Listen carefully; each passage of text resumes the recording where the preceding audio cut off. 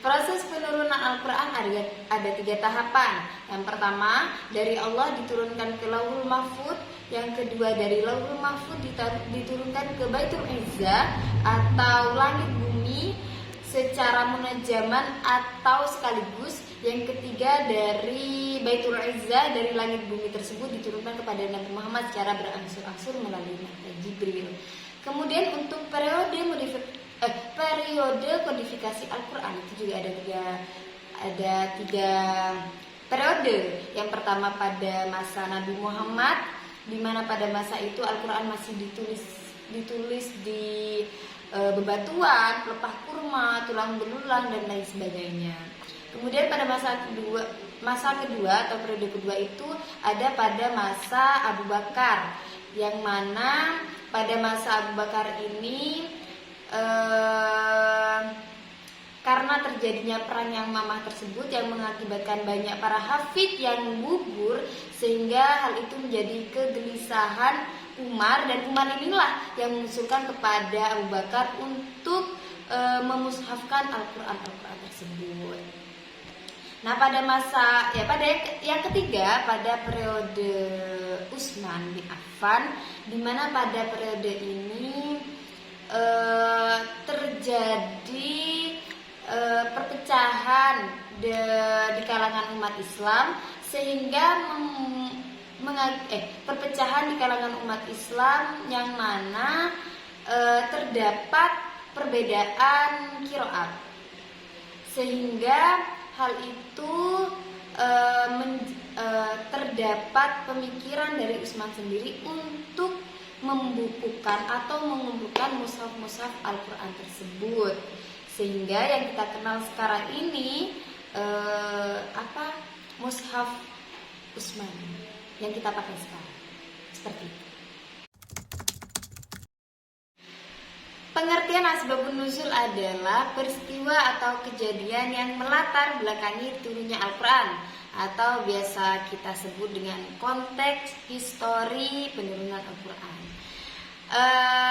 Dalam contohnya di salah satu kitab tafsir Jalalain terdapat asbabun nuzul turunnya surah Al-Falaq dan An-Nas, di mana kedua surah tersebut diturunkan karena Nabi Muhammad ketika itu tertimpa sihir yang dikirim oleh kaum Yahudi yang bernama Labid bin Asim.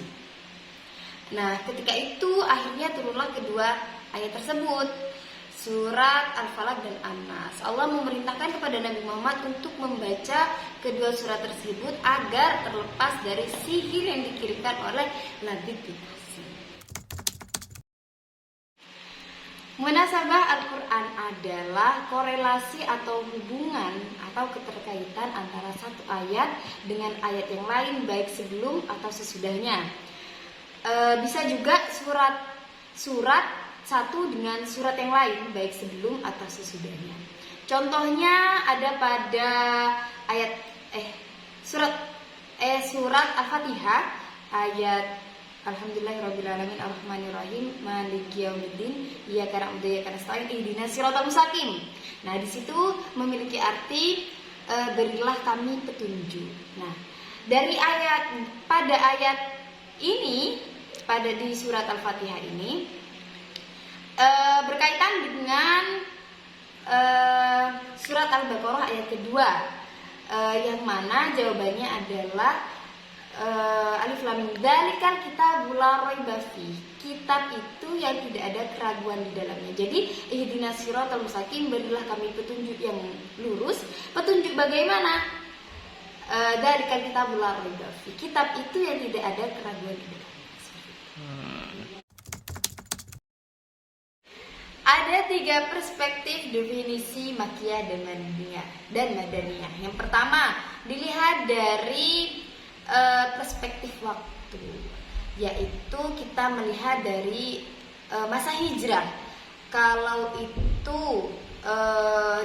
surat itu diturunkan pada sebelum hijrah, maka surat itu dinamai surat Makkiyah. Kalau itu diturunkan setelah hijrah, maka dinamakan surat Madaniyah. Kemudian perspektif yang kedua dilihat dari segi tempat. Kalau itu turun di Mekah dan sekitarnya itu dinamakan dengan surat Makkiyah. Kalau itu diturunkan di Madinah maka dinamai dengan surat Madaniyah.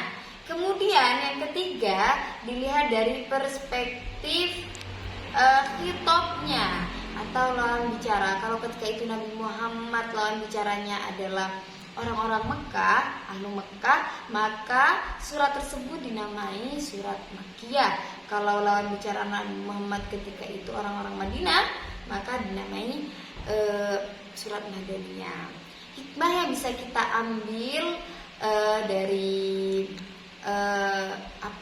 hal tersebut yaitu kita bisa mengetahui proses tasyri' atau proses pengambilan hukum syariat, yang mana proses keputusan hukum syariat tersebut bisa kita pakai pada zaman sekarang.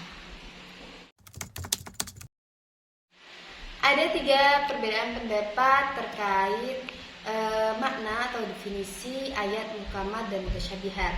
Yang pertama, ayat muhkamat adalah ayat yang mudah dipahami. Kalau ayat mutasyabihat itu susah dipahami atau hanya diketahui oleh Allah SWT. Kemudian yang kedua, kalau ayat muhkamat itu memiliki satu makna, sedangkan ayat mutasyabihat itu memiliki multi makna atau multi tafsir. Kemudian yang ketiga, ayat muhkamat itu ayat yang langsung bisa kita pahami. Atau contohnya seperti ayat waqimus sholat wa atuz zakah. Ya udah, kita tahu kalau sholat dan zakat itu wajib. Seperti itu, langsung to the point, langsung kita gampang untuk memahaminya. Sedangkan ayat mutasyabih itu kita masih memerlukan ayat yang lain untuk bisa paham. Contoh, fakihata wa abba. Yang artinya rumput, buah-buahan atau rumputan. Kan itu masih kita tidak tahu apa maksudnya. Jadi perlu ayat yang lain untuk kita bisa paham. Seperti itu kira-kira.